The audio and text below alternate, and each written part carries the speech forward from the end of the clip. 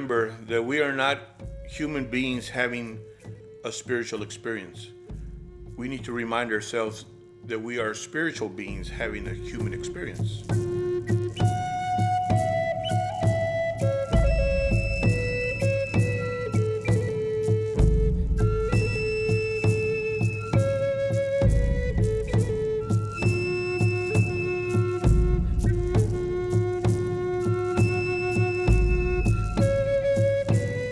Hi, I'm Terry Eagle Deer Espinosa.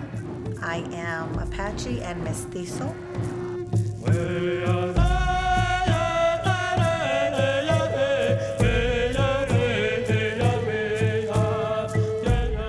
My name is Leonard Paulawi III. I'm an Oklahoma Choctaw.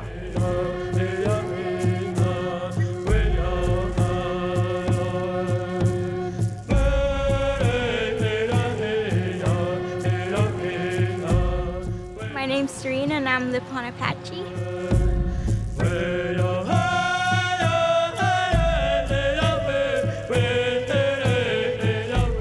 I am a Lipan Apache.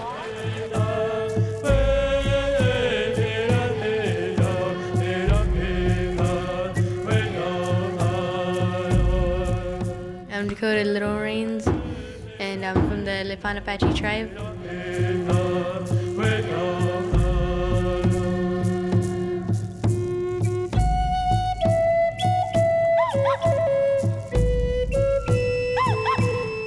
We believe in many ways like the Baptists do, or like the Catholics, or like other people believe, except with us, it's not a religion, it's a way of life.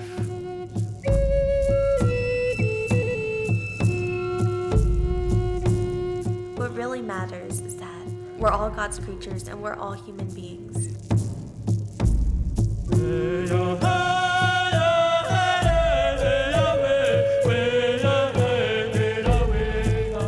My Apache name is Idale Dai, better known as Lance Volante. I'm of the Tulisinande people of the Lipan Apache Nation, Texas.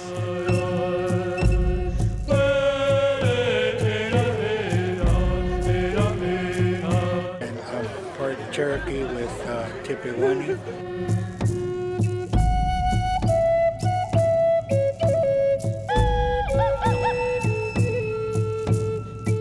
I'm Ani Nultaitza Gabriel Gonzalez, and Nultaitza means rain feather. That's my Indian name.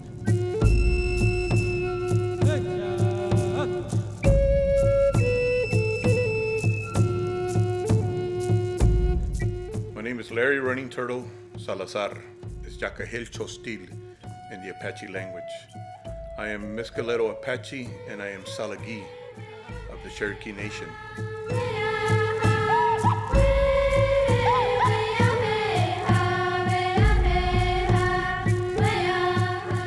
I'm Cherokee and Apache. I'm Cherokee, Cheyenne, Apache, and a little bit of Mayan. I am Native American and proud of it.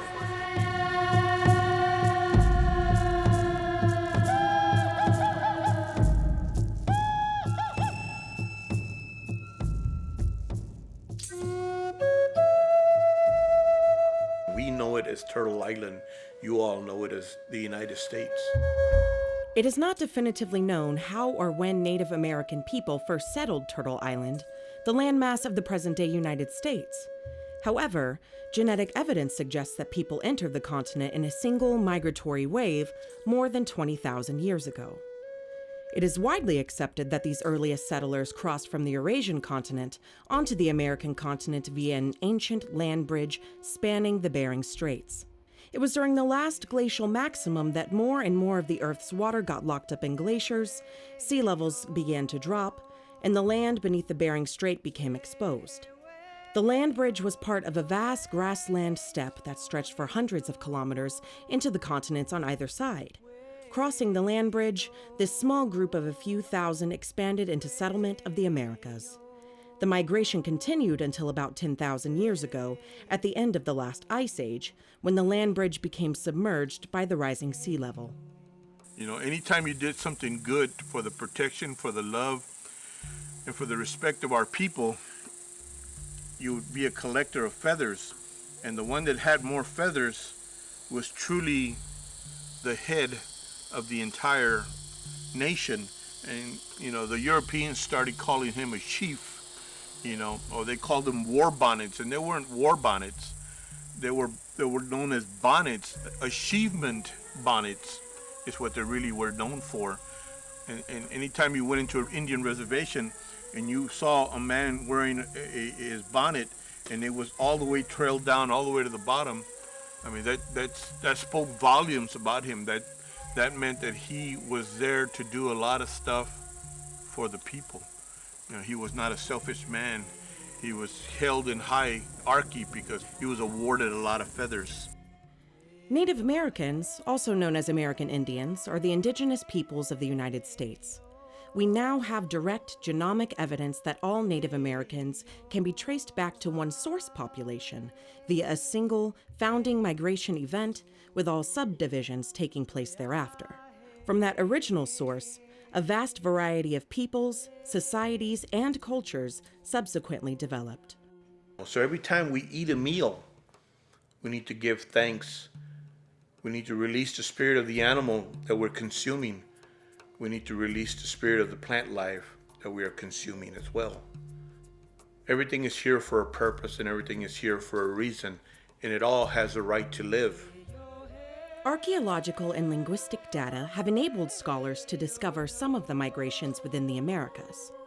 According to the oral histories of many of the indigenous peoples of the Americas, they have been living on this continent since their genesis, described by a wide range of traditional creation stories. Some tribes have stories that recount migrations across long tracts of land and a great river, believed to be the Mississippi. So anytime our warriors were going to go hunt or go war on another party, they would go up to the holy man, the medicine man, and say, "Can you give me a blessing, please, so that I can go and come back in a good way?" So the medicine man, holy man, would dip their hands in paint, and they would mark their faces, or they would mark their bodies, or they would mark their horses on the neck or on the back of the rump of the horse, so that the horse can take them and bring them back in a good way. Intertribal warfare was not uncommon among Native Americans, but evidence suggests that violence resulted from competition for food, probably due to overpopulation and climatic deterioration. Remains show clear evidence of severe malnutrition. War was common among the nomads, apparently largely because of conflicts over hunting territories, and casualties were light. So when Christ appeared to our people, he told us that the new people that were coming in the ships, you would recognize them. They'll have crosses on their sails, and they'll be wearing crosses on them also. Those were his children. Welcome them well, feed them, clothe them, teach them your ways. In this way, they can leave you the teachings that I left behind. Increasing interaction with Europeans and the introduction of horses and guns changed these patterns dramatically. Old tactics could not compete with mounted forces bearing firearms. Documentary and archaeological evidence indicate that horses and guns contributed mightily to this more destructive mode of plains warfare. European Americans exploited traditional hostilities, and tribes competed for access to trade. Intertribal violence subsided with the confinement of the tribes to reservations in the late 19th century.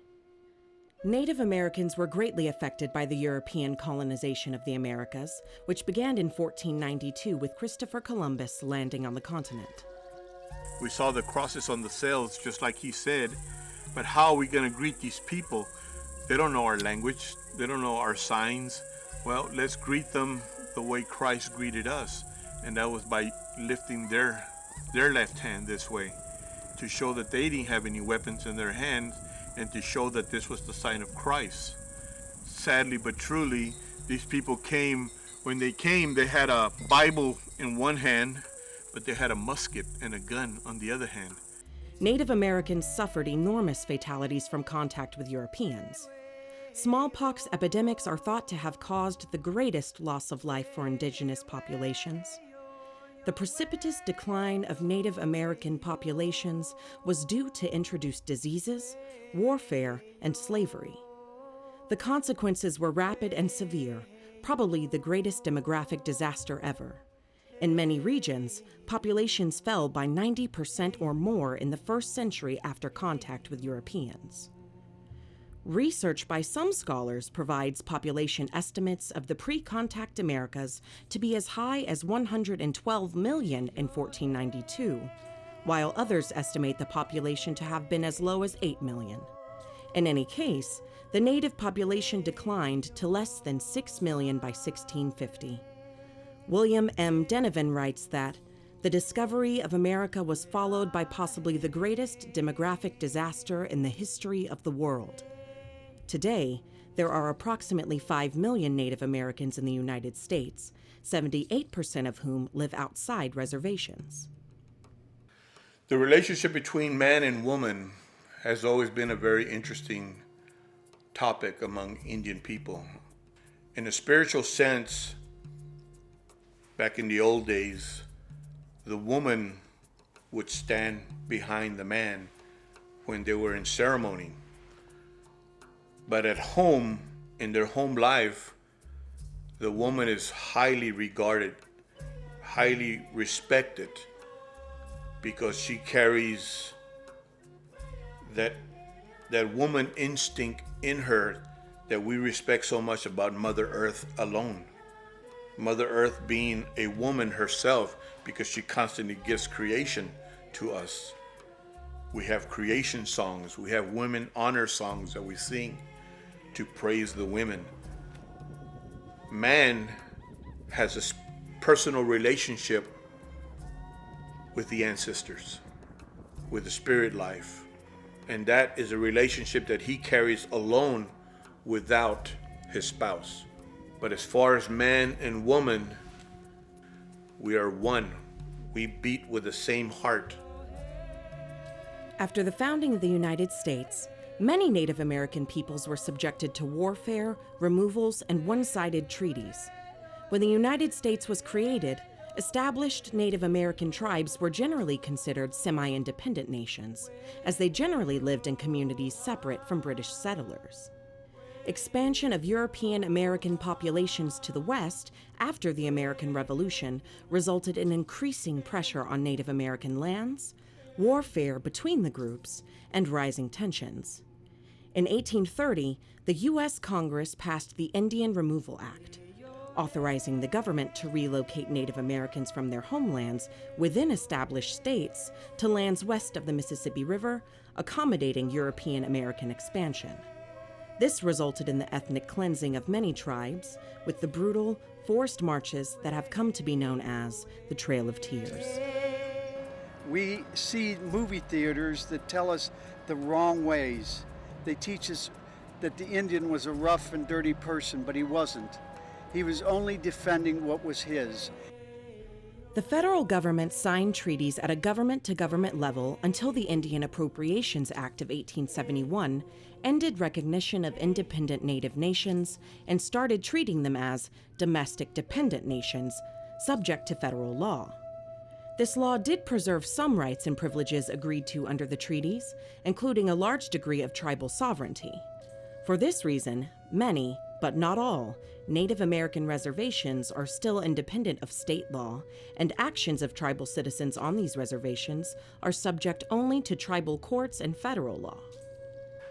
One thing that we need to understand is that reservations, Indian reservations, were America's first POW camps.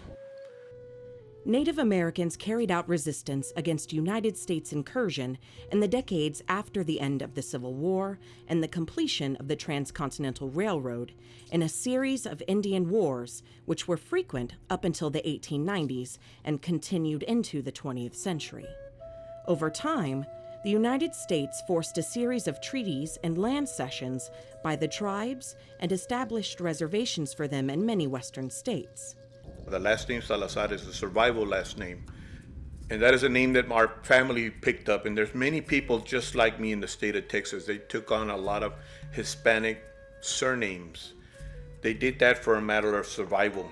Our people did not want to be driven into Indian reservations or POW camps, and did not want to be shot on sight just for being Indians, and did not want to be driven into Mexico. We wanted to remain among our own land. U.S. Indian agents encouraged Native Americans to adopt European-style farming and similar pursuits, but that agricultural technology was inadequate for the often dry reservation lands, leading to mass starvation. We are the only people in the human race, Indian people, that we have to prove our quantum of blood as if though we were a dog or a horse. There is no other race in the human race that has to prove that. And the reason for that is because in a bureaucratic way, they are still trying to annihilate us. Little by little, the language that you hear today is that I am 3/4 Cherokee, I am 1/8 Comanche, I am 5/8 this or 1/2 that. We are not a majoring cup. We are who we say we are. We are who our grandparents and our parents told us we are. The cultural assimilation of Native Americans was an assimilation effort by the United States between 1790 and 1920 to transform Native American culture to European American culture. After the end of the Indian Wars in the late 19th and early 20th centuries, the government outlawed the practice of traditional religious ceremonies. It established Native American boarding schools that children were required to attend. In these schools, they were forced to speak English, study standard subjects, attend church, and leave tribal traditions behind. As an Indian Affairs Commissioner put it, the Native American must be imbued with the exalting egotism of American civilization so that he will say I instead of we, and this is mine instead of this is ours. We survived because of our spirituality and our belief in a greater being. The Indian Citizenship Act of 1924 was also part of Americanization policy. It gave full citizenship to all Indians living on reservations. This allowed natives to vote in state and federal elections. However, some states continued to deny Native American voting rights for several decades. Contemporary Native Americans have a unique relationship with the United States because they may be members of nations, tribes, or bands with sovereignty and treaty. Since the 1960s, Native American self-determination movements have resulted in improvements in the lives of Native Americans, though there are still many problems faced by Native Americans. In the 1960s, the American Indian Movement, AIM, monitored police actions to prevent and report brutality, fought discrimination in jobs and housing, and set up survival schools to equip Indian children with life skills for the urban environment and provide them alternative views of Native history unavailable in public schools. Its approach was also pan-Indian. They focused on issues that affected all Indians. At first, the organization solicited government funds and donations from religious groups, but by 1968, frustration from dealing with government and religious organizations led AIM to adopt a stance that was antagonistic toward mainstream America. AIM suffered greatly from internal and external attacks. We still keep our culture, and this is what we strive for. This is why we are trying to keep as much of the language, because if you kill somebody's language, you will kill their culture. Cultural activism since the late 1960s has increased political participation and led to an expansion of efforts to teach and preserve indigenous languages for younger generations and to establish a greater cultural infrastructure. Native Americans have founded independent newspapers and online media, recently a Native American television channel, Native American studies programs, tribal schools, universities, museums, and language programs. So we learn our songs, we learn our ceremonies, we learn our language. They took all that away from us, but we're slowly gaining it back. And in gaining it back, our own people are pulling us apart. And that is wrong. That is so wrong. Indian people need to reevaluate themselves and go back to their original instructions. About the culture, I think it is a little harder because I might have the face, but I do remember I did a presentation with Larry once at an elementary school, and a little boy came up to me and he said, "Miss, are you Indian?" And I said, "Well, yes." And he said, "My friend doesn't think you're Indian. You look like a normal girl." And I said, Well, I am. I'm just like you. I mean, it's really good that we have so many people like Dakota over there. We have so many people that are willing to learn, Larry calls us the seventh fire, the seventh generation. We have come a long ways now. We are a proud people. We'll always be a proud people. We try to teach our children, our grandchildren, about pride, about sharing, about respecting other people. The American Indian Religious Freedom Act did not pass until 1978. This is a U.S. federal law and a joint resolution of Congress created to protect and preserve traditional religious rights and cultural practices of Native peoples. These rights include, but are not limited to, access to sacred sites and objects, repatriation of sacred objects held in museums, freedom to worship through ceremonial and traditional rituals, including within prisons. It also acknowledged the prior violation of those rights. Only after passage of that act were Native Americans permitted to wear their medicine bags openly, wear their hair long, and perform their religious ceremonies. So we were now able to wear our medicine bags out, wear our hair long. We were now able to do our ceremonies the way we want to do them, the way we were taught to do these ceremonies. Every year we have a coming of age ceremony for our young girls that are coming of age. We have a hair cutting ceremony, our first hair cutting ceremony. We have our first moccasin ceremony. What I've painted here on this beautiful deer hide is sunrise ceremony. It is also known to our people as a coming of age ceremony. And these are three beautiful young ladies who have come of age. The eagle feathers around them and on them represent, of course, the eagle. And I also adorn the hide with imitation eagle feathers. It's got some bullet casings that I used as noise makers and also to hold up the wild Mustang hair. Here in the state of Texas, ironically, our people have not been able to do a coming of age ceremony for 150 years. We were banned from doing these ceremonies. If our people were caught doing these ceremonies, we would all been put in prison, in jail. We would have been killed right on the site. The ban was lifted. We had our Freedom of Religion Act that passed in 1978.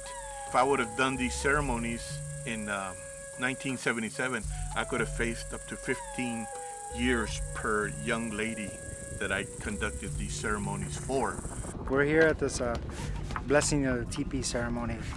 As you can see behind us is a teepee, a traditional state place of our people. They wake up and this style of teepee was used very early on by the Lipan.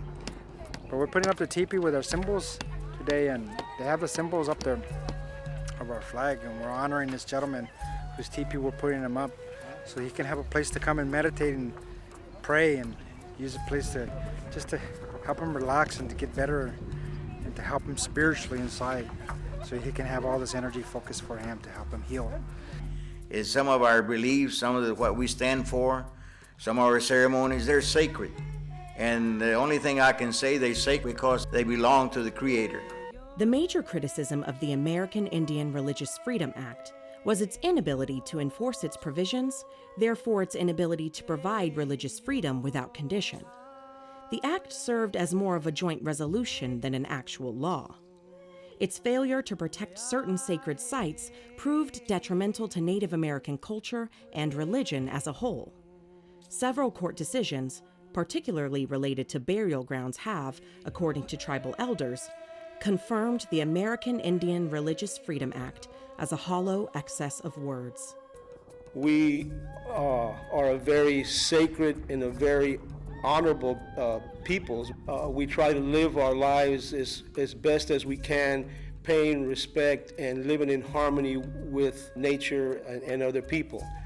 In the 1990s, it was discovered that Ennis Jocelyn Road and Park in Corpus Christi, Texas, is sacred Native American ground, the second largest Native American burial ground in Texas.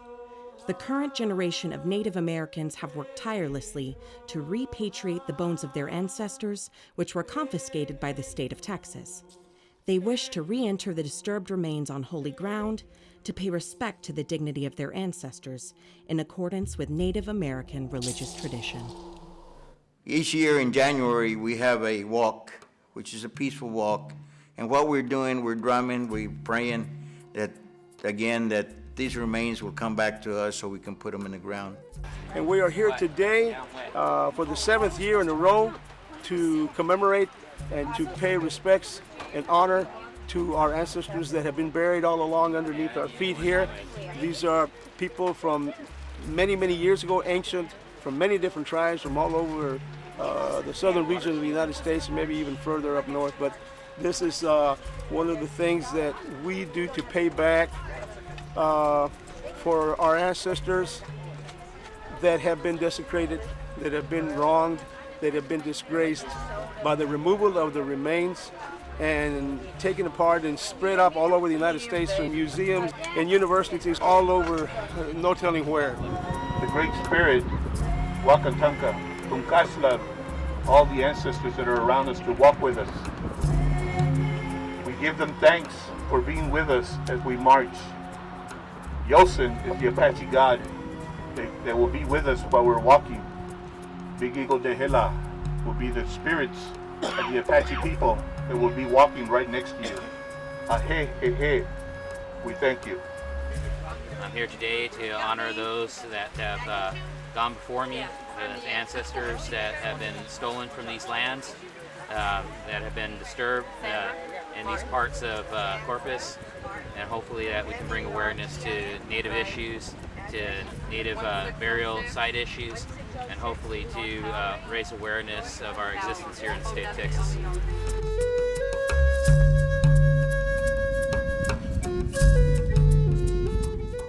It's very important to us to have our ancestors be respected and hopefully bring back the bones that were taken away, and we're talking about thousands upon thousands that were taken away whenever all this was dug up.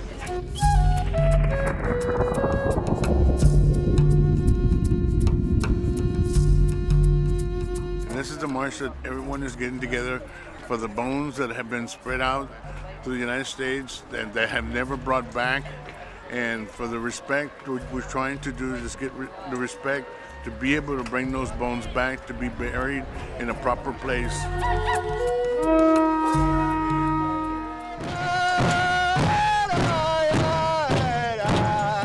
This is why this is really important, to make the general public and other Native American groups and archaeologists and just everyone aware of the fact that Native Americans' ancient remains were taken from this area and are now housed and stored in museums, and they actually need to be returned to a sacred ground and to be reburied by their contemporary Native American populations.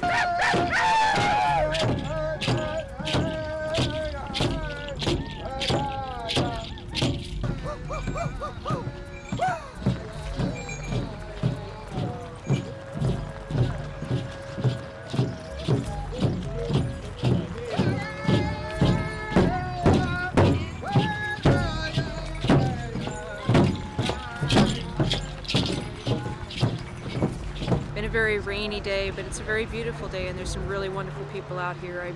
I feel really, really blessed to be out here, and hopefully this will continue on long after the rest of us are gone, and people will remember for our sake, for those who have come before us, and for the sake of those who are going to come after us. Blessings to all of you. Ishka.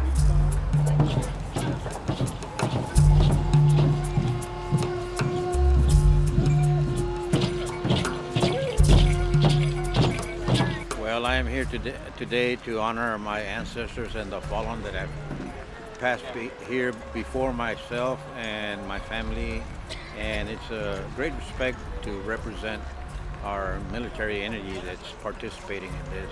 I am a veteran of Vietnam, and it's an honor for me to be here.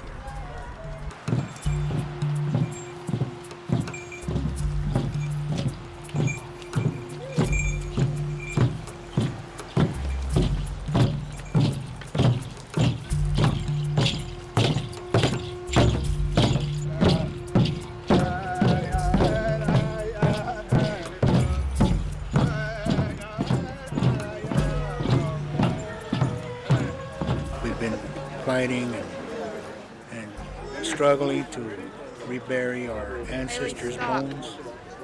And we hope that everything will all turn out as success.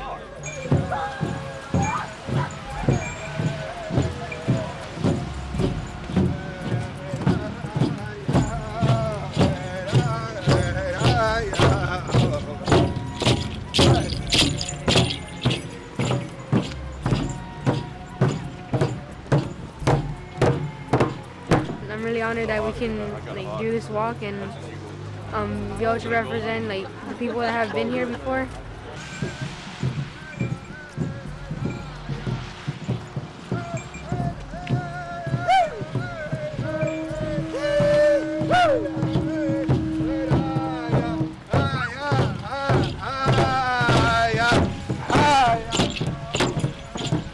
I feel really good about this because I like Indians.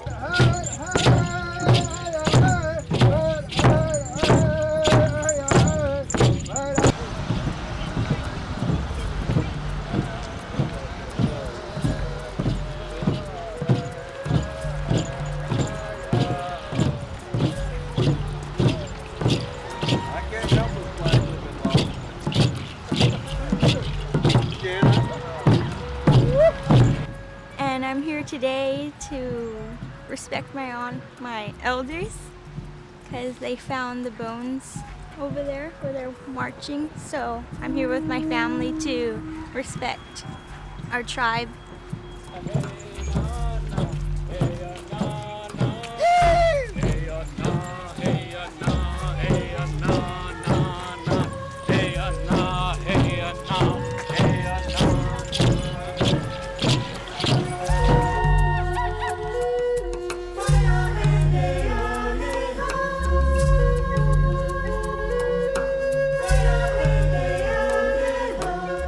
A wealth of knowledge about our people. You need to know anything about ceremonies, about traditions, about their ways. These people here were the first in 150 years to be able to do these ceremonies. For many, many years we weren't allowed to. They made it possible for us to keep the traditions alive, to keep the wisdom of white-painted woman very much alive. And it is through them that keeps the Apache people bloodline going strong.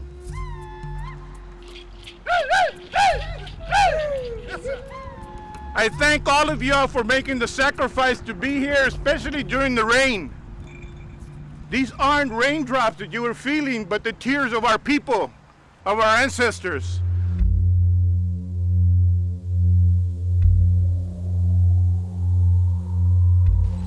All of you other people that, if you know the songs, sing along with us. They're oldies but goodies. That which is this side. Uyompiata. To the south, Tokakata. To the west, Uyompiata. To the north, Uyomcheapata. To Creator, a little to Mother Earth, Anamakai. To the earth.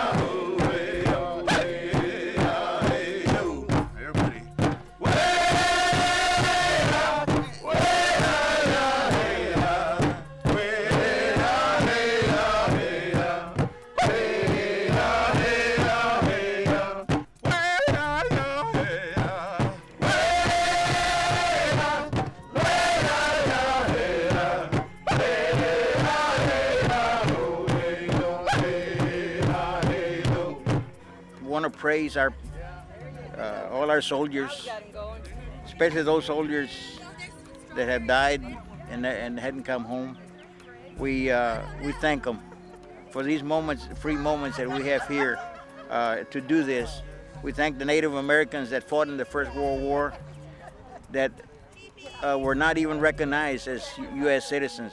We thank them too, because they fought for us. They fought for us people here, and we thank all the veterans that are still over there. And we pray for their families. We pray for their safe return.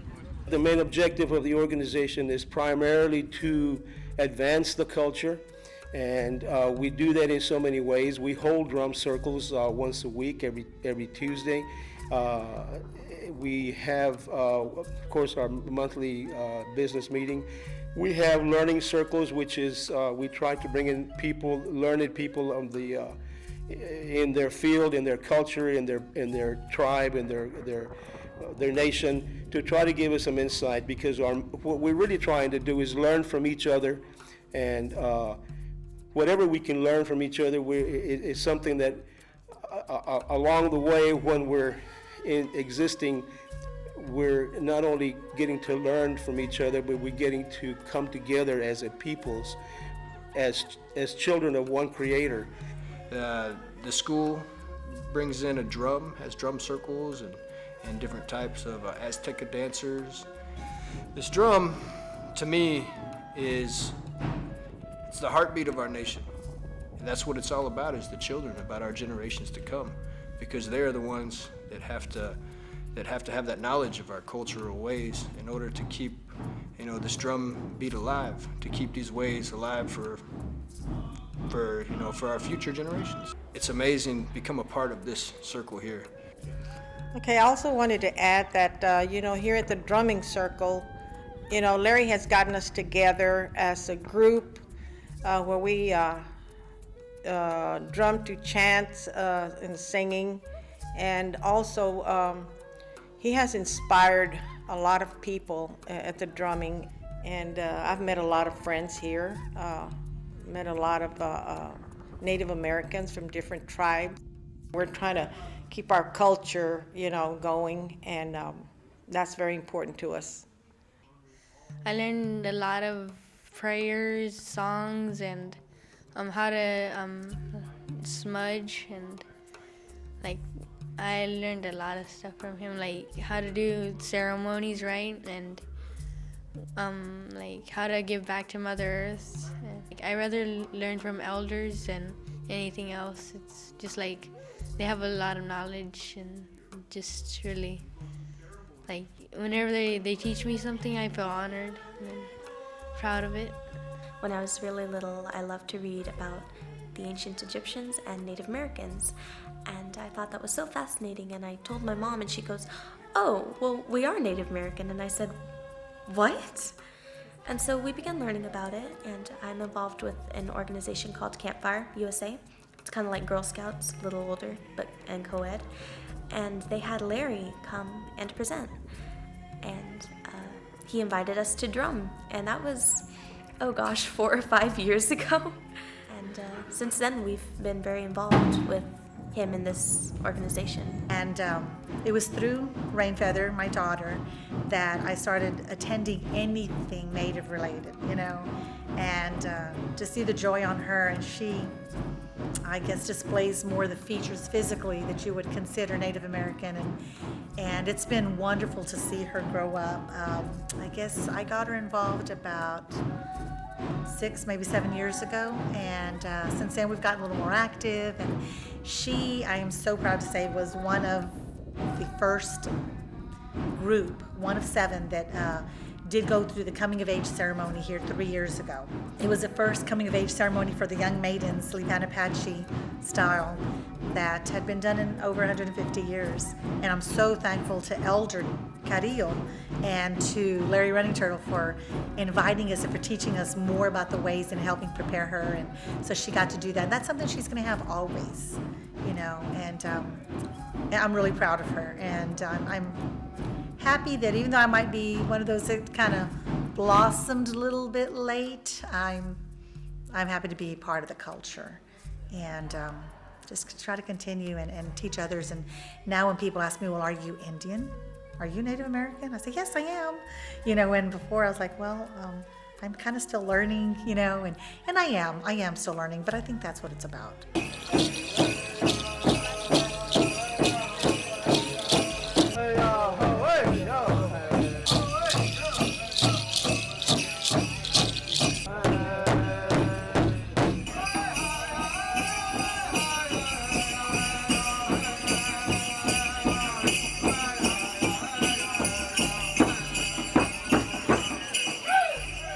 We have this second largest burial ground here in Corpus, and it's on Ennis Joslyn.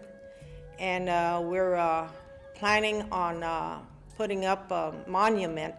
And this will be a symbol for all nations, not just the Cherokee or the Lipan Apache, but it's for all nations to know that this is a sacred burial ground, and it will allow the people of Corpus Christi to become more interested in what has happened in the past and what's going to happen into the future with our Native American friends.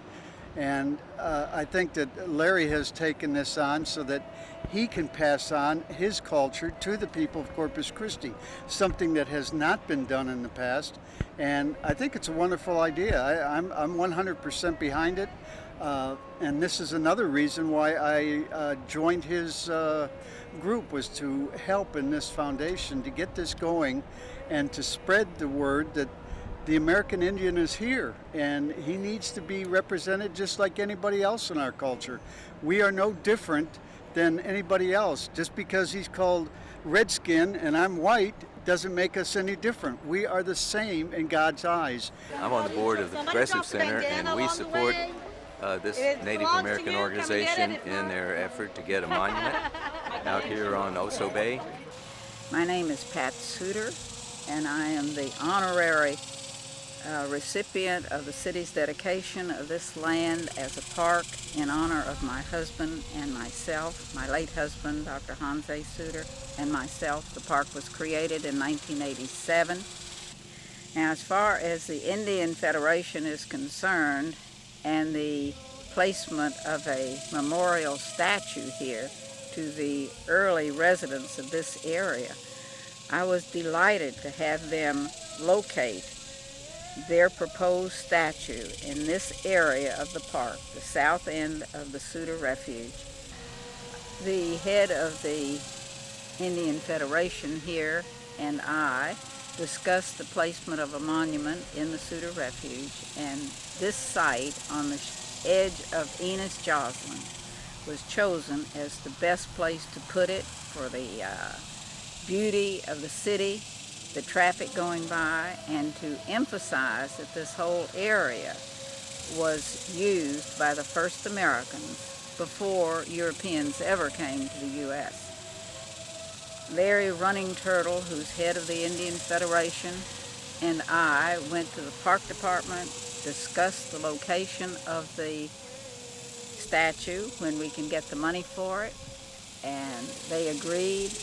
Larry had a picture show of what the statue would look like, and we discussed how we would put it there. It has to be elevated to get away from graffiti and stuff like that. And so the park department, the park advisory committee, the landmark committee, the art committee, all the committees of the city were in favor. We went to city council, and the city council voted in favor of putting the statue here. This monument that we would like to build to honor our people, our ancestors, is such an awesome thing, and I just hope that so many more people will get involved. Definitely with prayers, their thoughts into their prayers, with their financial contributions, with their blood, sweat, and tears, as the rest of us are doing. We're a small group, but a mighty group, and we're warriors in that way, and we want to really accomplish this. So I would just love to see all of Corpus Christi, all of Texas, a lot more of our whole country get involved and come together. What a wonderful way to unify and to give honor and respect to our ancestors. So I invite everybody around to please be a part of this, and know that you had a very important part in history for Corpus Christi and for our ancestors. This monument will be of a holy man or a medicine man on his horse facing the east. And we're going to have one that's going to be 2.5 life sizes built for us over on Enos Joslin. And this is for everybody in Corpus Christi, not just for the Indian nation, but for all people, to memorialize the people that were buried there in that property, in that land. And it's just not for Corpus Christi's burial sites, but it's for all burial sites throughout the United States. So many people have come together and are really supporting the project and supporting Larry. Larry Running Turtle has been a holy man in every aspect of the word. He has prayed for people, he cares for people, he's a loving man. He has attracted many people, and this is what I think. He's the focal point. He is the heart of this whole project. People are coming together in a beautiful manner for a common cause and paying respect not only to our ancestors, but to all of creation, to Mother Earth, to all of us, to everyone. We are trying to raise money for this project so we can, perhaps in the years to come, people will know that we were here. And hopefully our ancestors will be around here or in the area. We cherish this, and this is one of the reasons that we are trying to work on this monument project, because we want people to remember that not only that we were here, but there was a purpose for us in being here. And like Chief Seattle once said, we don't inherit this world from our ancestors, we actually borrow it from our children. And I think that's an important thing to live by, an important message to all the young people out there. The time has come to come together, to pray together, to work together in every way possible, to love each other and respect each other, regardless of beliefs, regardless of faith, regardless of color, creed, or tribe. And to those people that have been supportive of our ideas and ideals, as per se, I can only say that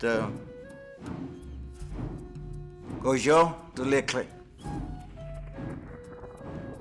And that means happiness and pleasantness will come to your life.